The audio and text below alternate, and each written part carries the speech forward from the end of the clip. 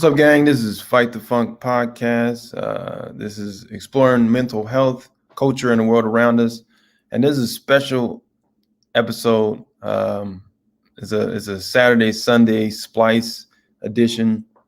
Um, I had to take a step back and recharge, rework my own situation, and I feel like simplicity and solace kind of has it's very and some green. Gotta have the green.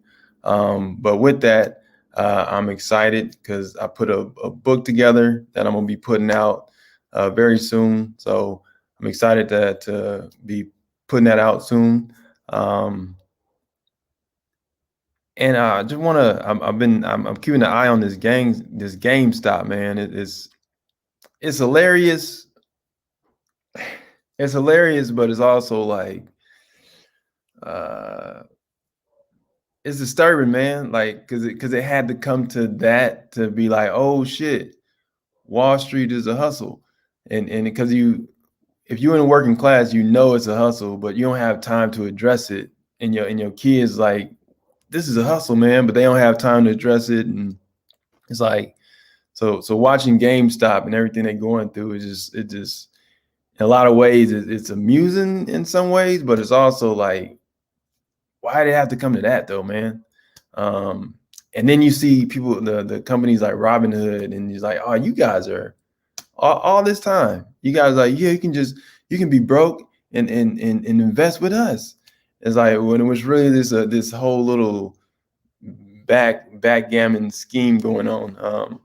So it's interesting watching the whole play out, the whole GameStop play out, um, which which also I think is important for myself, where it's like, and for people that don't want to be all in the chaos of it all, man.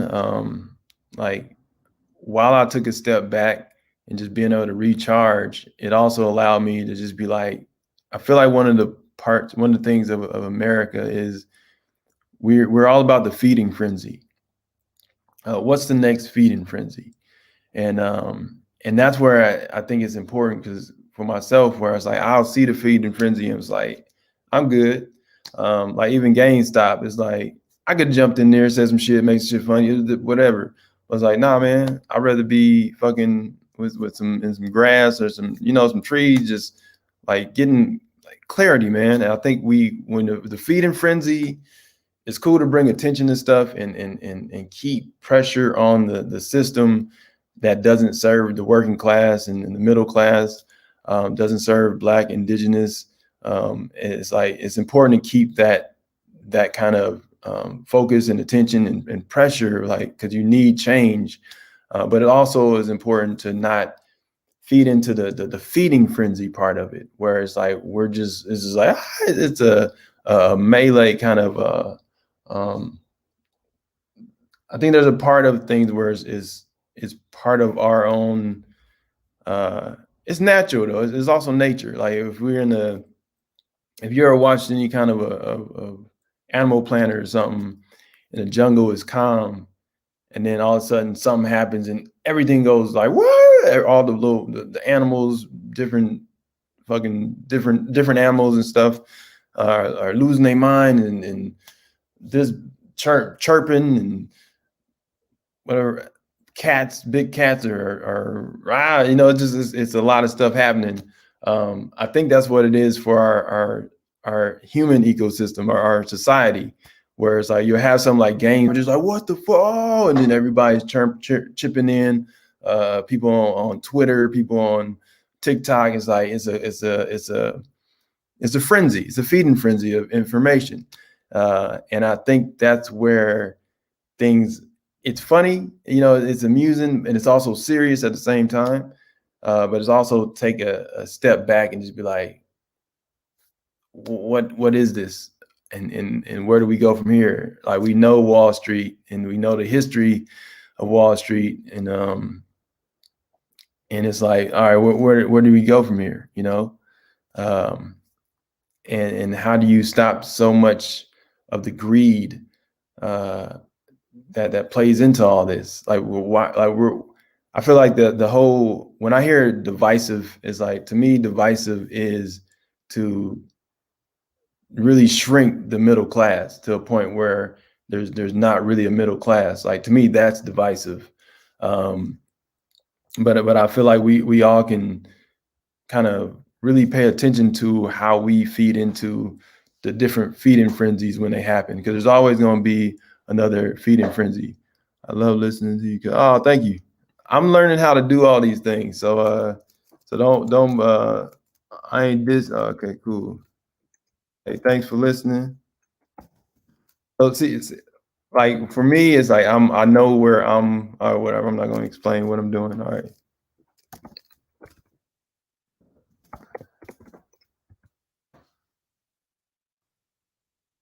Oh shit, it worked. Whoops. Periscope didn't get connected. Okay, not Periscope. Uh, so I think it is something where we recognize that America is all about the feeding frenzy, and we kind of been groomed to be like that.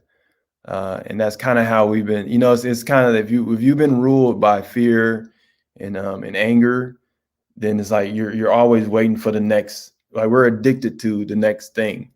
And I think that's where we have to break our addiction with knowing, understanding news, understanding big events are happening. Everything is happening, everything is unfolding, but not feed into the fear and the anger of it, man. Because then you kind of negate what you are, what you know, and what you're trying to do. So I think it's always healthy to step back from the spectacle of it, um, and find the through line. Like, what's the point? What's the point of Wall Street? What's the point of all this happening? What's the point of understanding this is happening? Why is this happening? It's not just about the celebration of it's happening, but to understand it. Like, things have to change, so a population doesn't get so excited when GameStop, this incident happens, and billionaires are crying and losing money that they don't even, that's not really going to hurt them. We shouldn't reach that. We shouldn't have reached that point. And I think that's where the moving forward lies, where it's like, let's not continue to just do stuff because that's all we've ever known. If our middle class doesn't really exist, then let's address it, rather than like let people that have been the bear the what do you call it, the ring bearers of keeping things the same. I think it's important to kind of keep that focus of, we need to change. Like, we need this to change. Um,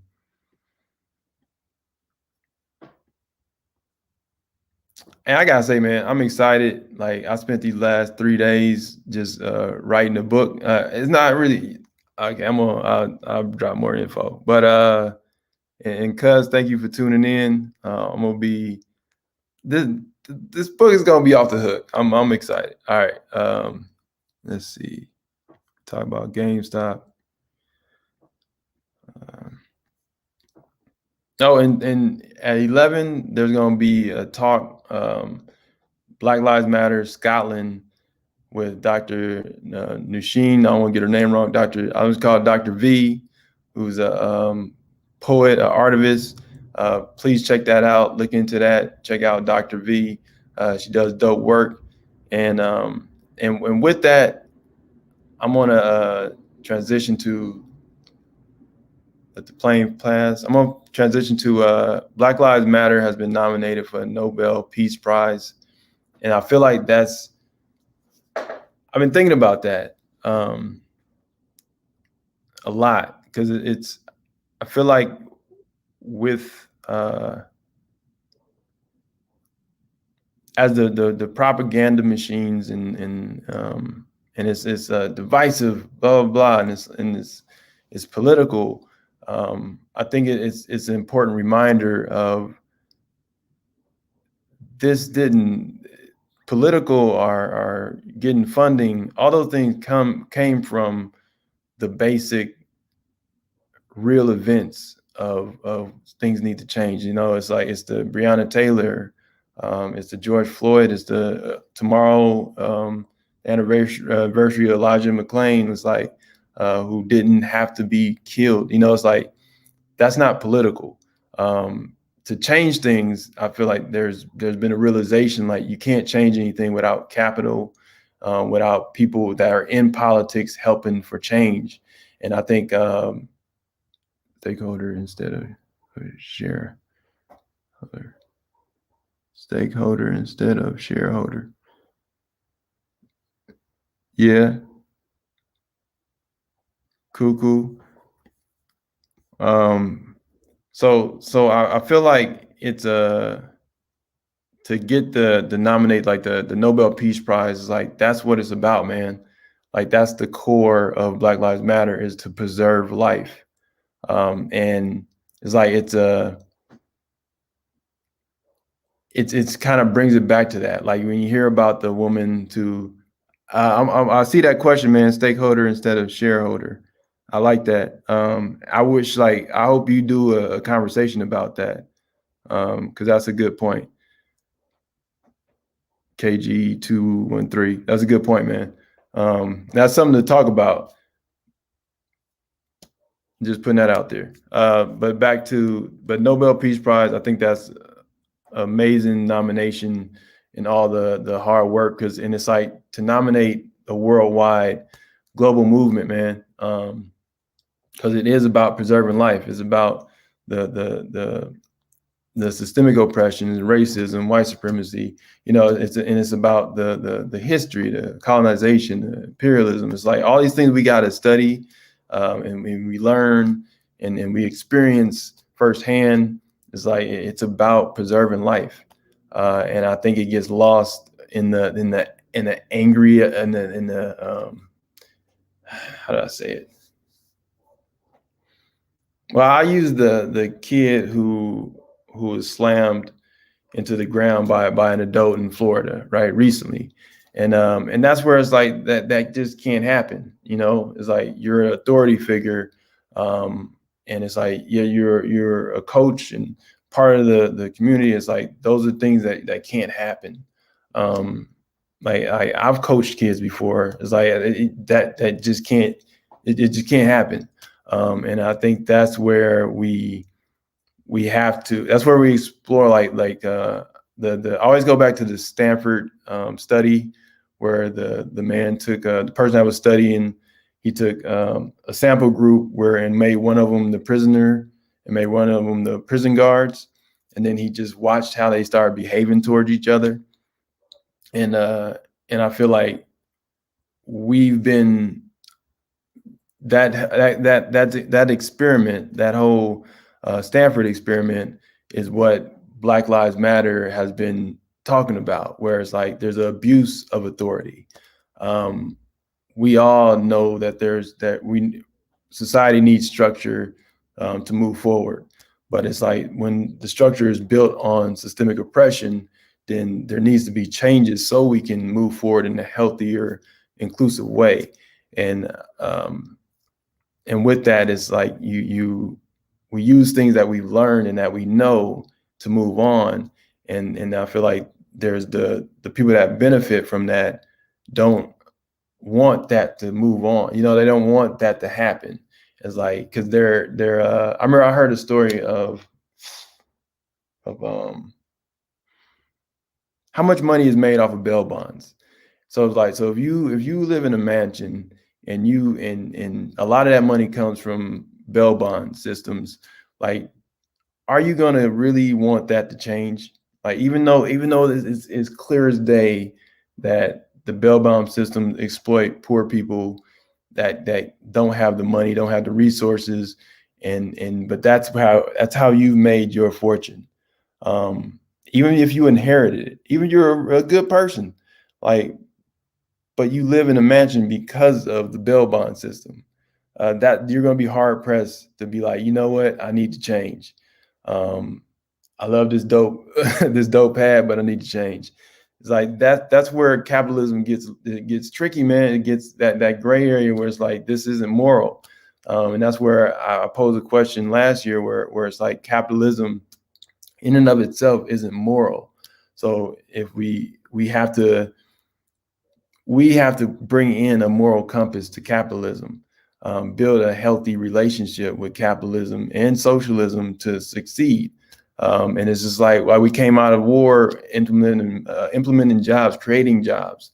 And I think it's the same thing with this. Is like there has to be a sense of urgency with creating jobs in America right now. It's like that's how we get out of a Great Depression that we are in. We don't get out of Great Depression by marketing jobs and marketing well-being. Is like, no, we need to actually get people into good paying jobs at a middle class and start working on that middle class and building people up in the middle class, like working to build that. And I think that's what it takes to really make lasting change, man.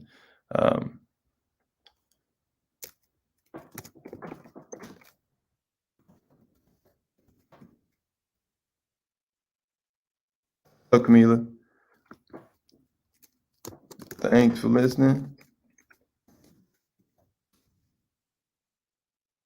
But to really make lasting change, man, I think it's, and that's where I feel like racism and bigotry has always been used as a weapon. Because you keep people that it's all about, the black people are they're radical, they're this and that. It's like that keeps them from not understanding, like, yo, we working for you guys, for you guys just as much as we working for ourselves. You guys have been just like the Black Panthers, like they worked and they figured things out. Where it's like, yo, if you feed a kid, you give him a free lunch, that kid is better in school. It's like that was passed down. Now our government does that. It's like so that's where I think racism is used. So you create so much hate from the people that are trying to do so much good that you now are allowed to disconnect the people from the good. So it's like so say what's happening, the changes that are going to take place, whatever this movement has brought in so much awareness and understanding of well-being. And then so if you create enough hate for people in more rural places or places where there's less diverse and inclusive, now you have like, I don't care what that black person has to say. I don't want to hear it.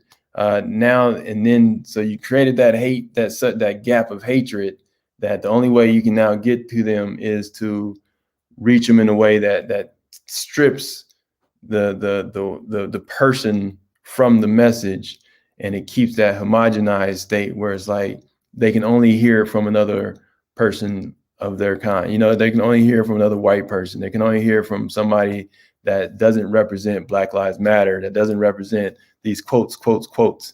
And it's like it becomes that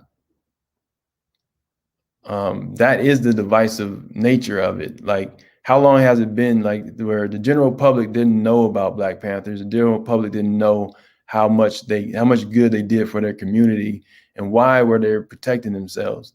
It's like they were only taught that there was some radical group and yada yada yada, and so that way they can't be connected to the good that they've done. Yeah. Yeah. It's and that's where, man, I think that to me that's the most disturbing part of it is the core of it. The core is for good and well-being and preserving life. But the people that like that it's not, I wouldn't say it's a lot of people. It's just like there's a percentage that they don't benefit from things changing. So, but they have more resources to keep things the same. So there's a disparity of the people that don't want anything to change are the people that are benefiting the most, and they also won't be harmed by the way things are, by the way things are, and they also won't be harmed by the way things change either. That's to me, is like, that's the irony.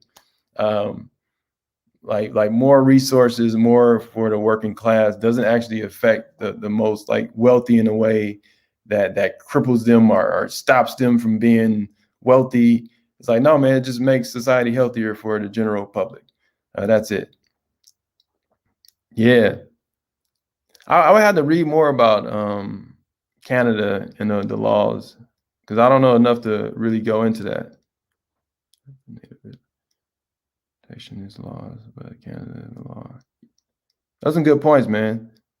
Yeah, I'll have to study more about Canada. The French didn't get out. Yeah, yeah. I like that. I like what you're sharing, because like with Canada, there's a whole nother. I've had every country, every state has its own set of way things are. And like my friend, he asked me, he was like, isn't California just as bad as Florida and Texas or whatever? But pretty much that was the question. And I told him, I was like, because it's not a competition. I don't like, and that's the part of this where, how do you explain this? Because there's a competitive part of it that does exist. Whereas like if we look over at like say Texas is doing amazing with the homeless situation. I don't know. Or say they figured out something, or like Camden Police Force, they figured out how to have a healthier policing that works with the community. That's something that every police force in the national, as things are planned out and figured out on a national level, on a federal level, that's something that all of us can use. But I think it's the rigid part of competitiveness, where it's like, I have to be right, is the part that's unhealthy. And that's where it's like, no state is in that position where it's like they are right. I have to be right. It's like, no, we all have some good things and some bad things that we need to work on in each state. It's not just about California's better than Texas. It's never that's something that's created. And I think because every state has something they're struggling with, and I think every state, to me, coming out of last year, every state learns like, oh, this is our problems. Like I explain it like the tire being held underwater, and you see the bubbles coming up, you see where the holes at. That's on a national and a local level. Where last year we were able to learn like, oh shit, like we got a lot of holes. Like I just thought Ludacris got a lot of, okay. But I think with California, it is a sense of like, this tax code is not healthy, man. We've lost so many businesses. Like in 2016, I think since 2016, we lost like 1,800 businesses. And some healthy, some good corporate places, some good corporate spots like Hewlett Packard's, like they bouncing. It's like, that's not a healthy situation. So I think this last year has exposed things that have been there. Homeless situation that's been exposed in California, on a world stage, where it's like, oh, this ain't about entertainment, glitz and glamour. Like, y'all got stuff y'all need to clean up.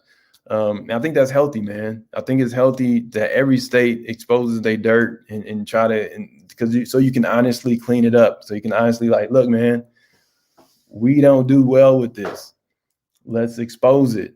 Let's figure out how we can how we can help it, how we can do it, how we can reach out to different other experts who have dealt with it and have done it to a great degree, you know. I think that's where it's the competitive nature of our spirit kind of gets. We do ourselves a disservice when it's us versus them. We do ourselves a disservice when it's my state has to be the best state. It's like you can't learn from what's going good in Georgia. You know, now you can't learn from what's that farmer in Georgia that's figuring things out. Like we have a very agricultural setting in California. that's hidden behind the Hollywood sign. You know, Hollywood's such a fraction of California. The majority, man, is agricultural, dog. So it's like, to me, it's we got to keep learning from each other. And yeah, there is some pride. Like, there's healthy pride. Like, I've loved being from California. People should love to be from Georgia, love to be from Alaska, wherever you at. You should love it, and know that every place got some dirt and got some good things.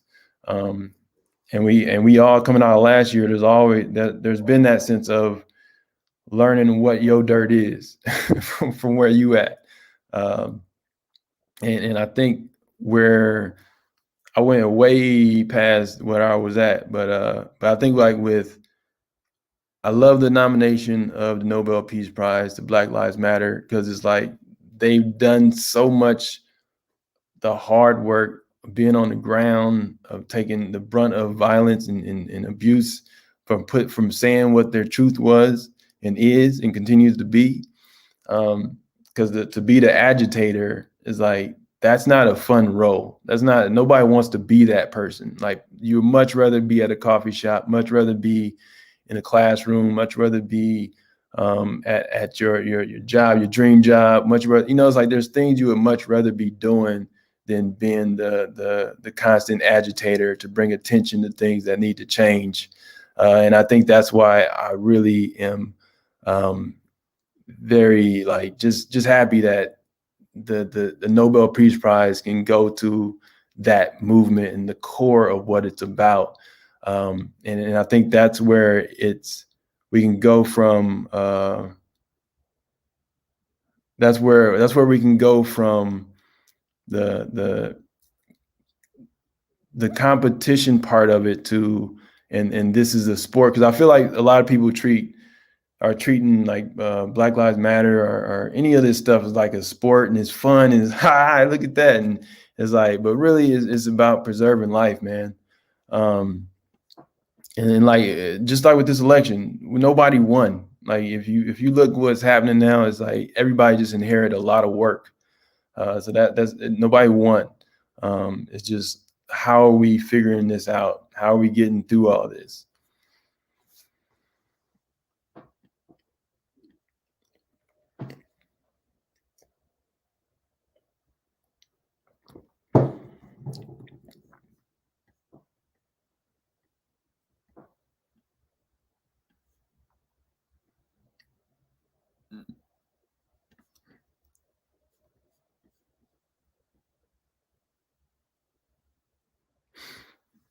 And all right. So I think I'll end on this. But I think sometimes I post stuff to be amusing. Like I came by this, and this is kind of off the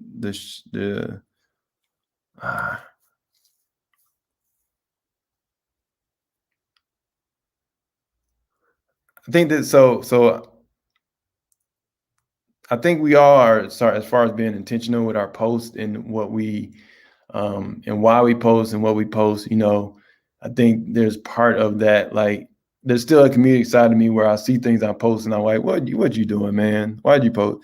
Like, I posted Coretta Scott King with Martin Luther King in the background, and on the intention was like, oh, this is dope, because, like, Coretta, I remember growing up, there's always Coretta Scott King was never getting enough notice for what she was doing, and how she played into building Martin Luther King to the person that we all know.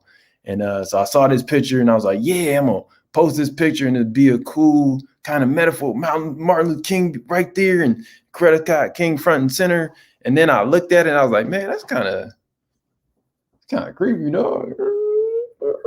It's got an Alfred Hitchcock kind of look right there. I think that's part of our intentional, like, what's our intentions with our posts, and how we treat social media, and how we also manipulate each other. I think there's a sense of post because you want to post something, man. Post because it's really about you and your experiences, and what you're enjoying, what you're struggling with. It's like there is a sense of we all want to communicate with each other, but there's also a sense of like, to what degree are we posting about what we really are experiencing or what we really are enjoying, and not trying to just keep getting, there's some of that goes on, and it's like some of that is cool and it keeps we all connected, but some of that is like, yo, just we all need to just focus on where's that coming from? What are we projecting out?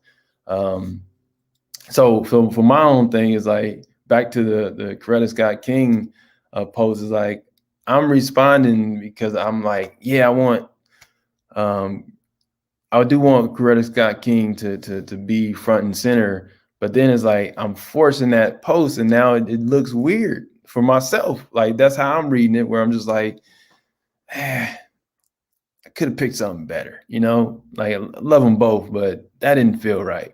And I think that's where it's healthy for yourself to laugh at some of the things that you post and you put up, and not take it so serious. Because I clown myself. I clown myself relentlessly when I posted that Alfred Hitchcock post. Like to me, it was a bit whatever. But it's sometimes we're gonna be off the mark. Um, and there's another one. I guess this is more of a light ending. But there's another one where I post a Black Lives Matter preacher, and I mean he's a preacher who supports and he understands. He works for um, the need for systemic change. Um, but my first thing is it was funny. I was like, oh, this is cool, man. This dude is, and then he got Black Lives Matter in the back. Like that's cool. It's funny, and it's dope what he's doing. And he's talking about abortion and things that you have learned. And it's like, why is pro-life only in at, um, okay, that's the whole pro-life debate. But he breaks it down where it's like, yeah, that's the whole thing. It's like pro-life should be homeless, pro-life should be every area of life. But to me, I look at it and I was like, yeah, but there is that part of me where it's like, I don't. One thing when I was marching and out there, and I remember I said this, where it felt like the moment where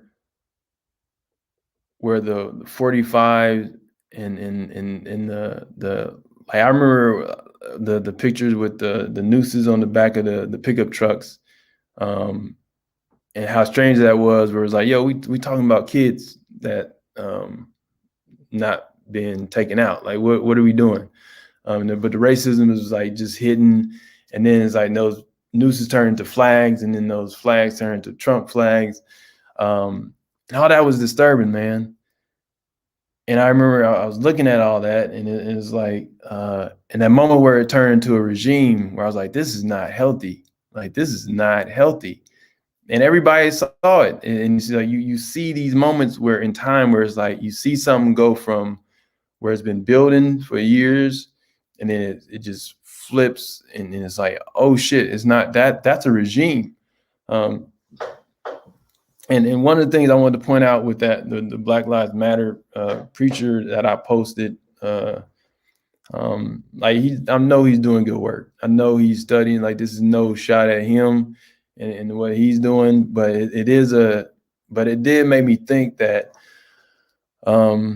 like there are some GOP, and they're just doubling down on all the things that they, just they're doubling down on stuff that you really wish they wouldn't. But in the communities, I feel like there are genuine people, there are genuine good people that are in those communities that do feel threatened, that do feel like, and I ain't talking about people that are manufacturing the threat. I'm talking about real people that are like, yo, this is too much for me, man.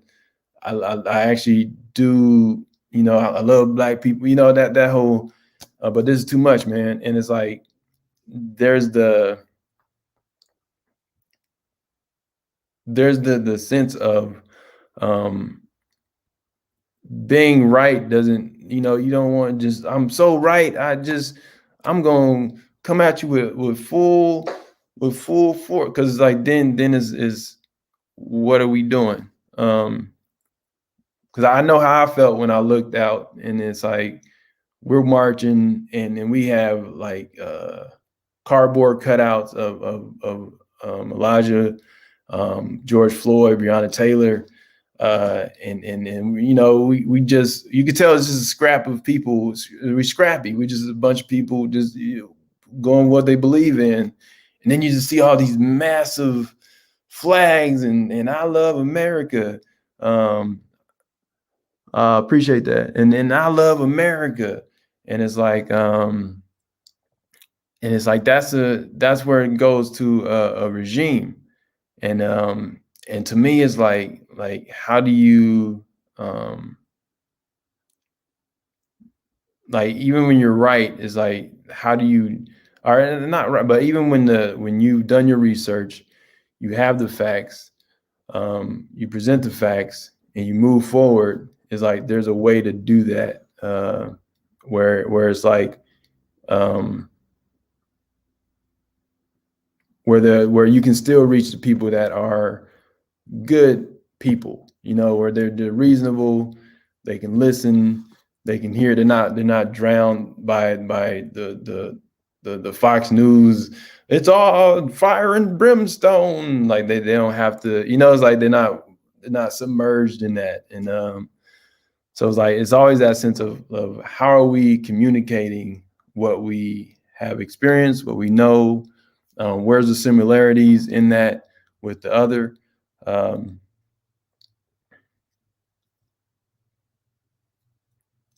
Because I do feel like politics is built on systems of peer pressure. Like it's never going to go beyond high school. So I think that's part of why the whole impeachment of 45 is pushed off, because like in the people that were selected, yeah, lobbyists too. That's what I'm saying. It's high school, man. Like this never leaves high school. Like we are all big kids. Like those people with suits and ties, like they're big kids, man. Like Biden, he does want his friends to like him.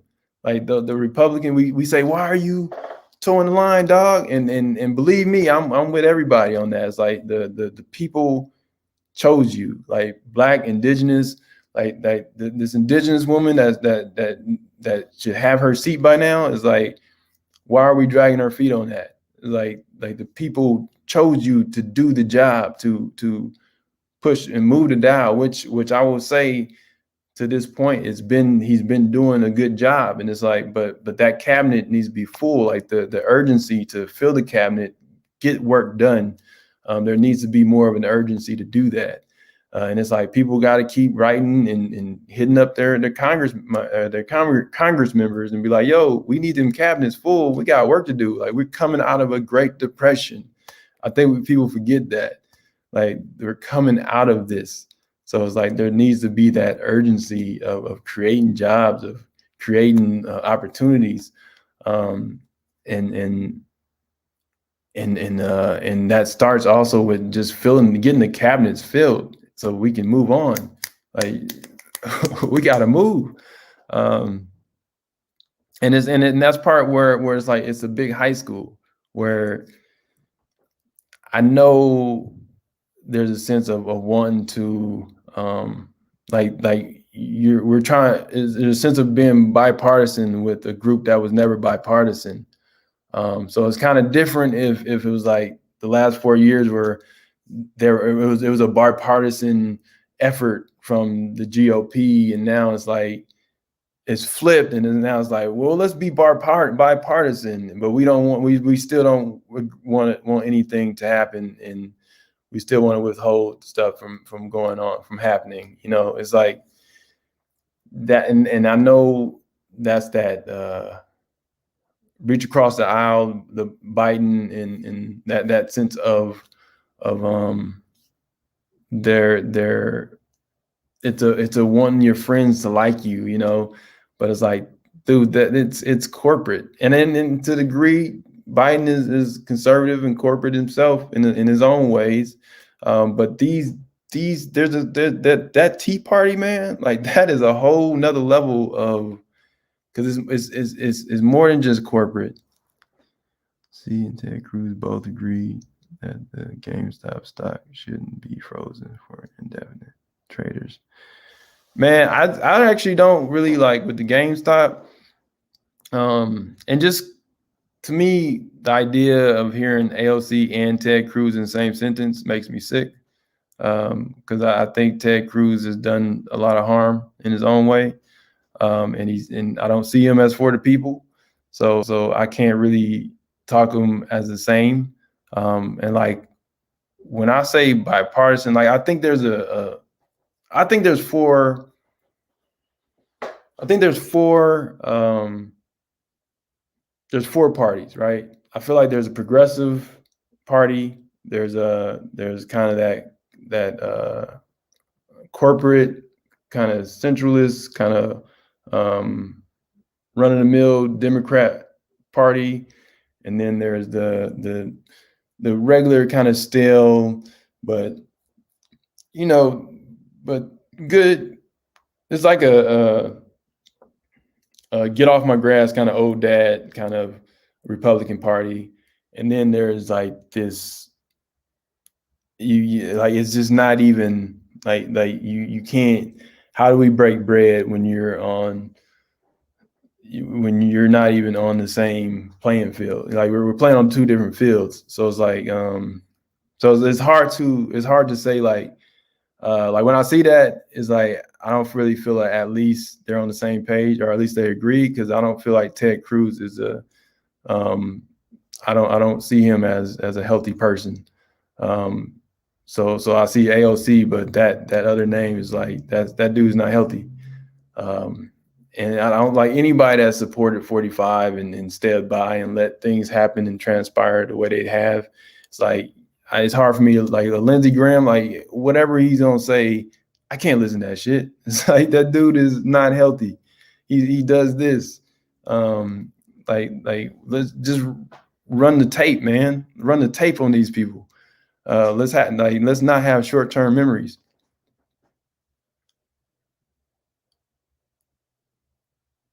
I did, man. That was some hard conversations too. Um, but I think, and that's what I'm saying. It's like there is a sense of there's too much to do. There's too much life to live. Like I'm not. Um, I know there's people that voted 45, and and it's kind of difficult to be like, yo, how?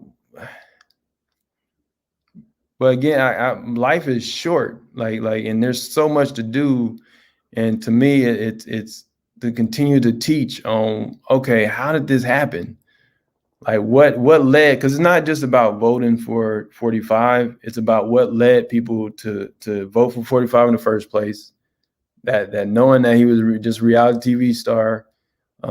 He doesn't really read anything.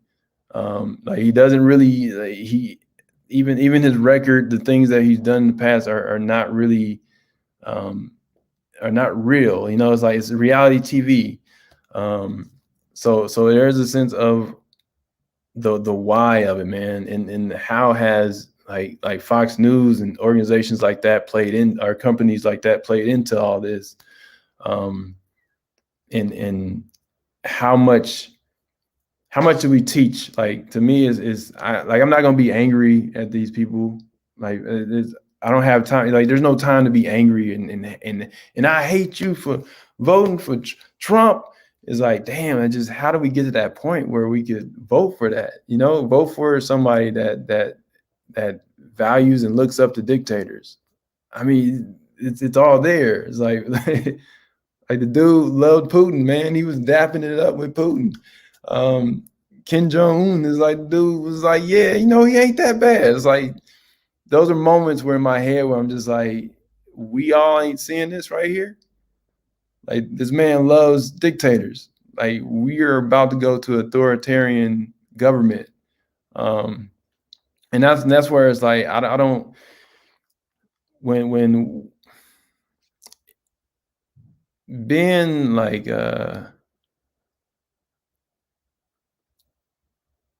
I don't fault people, but I do know that there is I won't say I don't fault people, but it's like to me it's difficult to just be like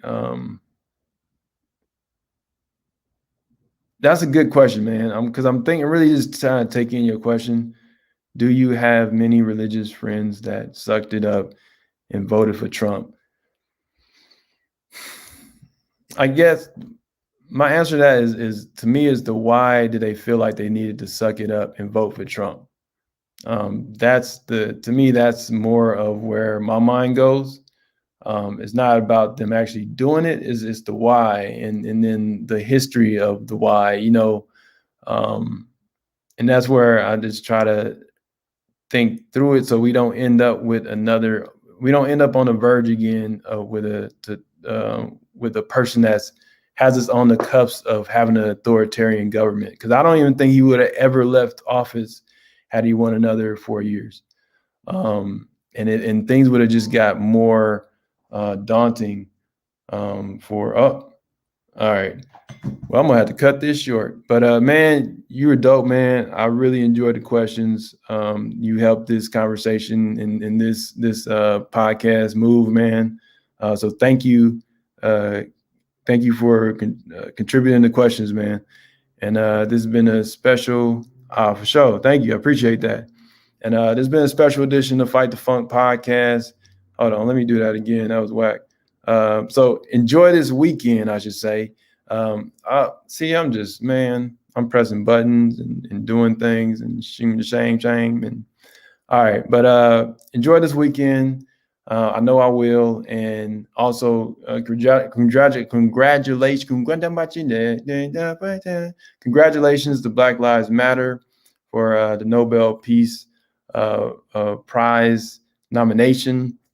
And just if you know your Congress people and you haven't used that number in a while, push them to urgency to fill these cabinets, man. Like there's so much work to do. We're coming out of a Great Depression. I think we got to remind ourselves of that, and we shouldn't allow the what has like the GOP, the party of the last 4 years, and what has happened all last year, to hold us from filling these cabinets and getting moving, man. And also, I'm excited that I will be bringing a book to the game soon. So I'll be dropping that and putting it out there. And also, I just want to say, everybody out there, be well. This ain't gloom and doom. Like enjoy this life, man. Life is short. Enjoy this weekend. I know I am. And I just say, well.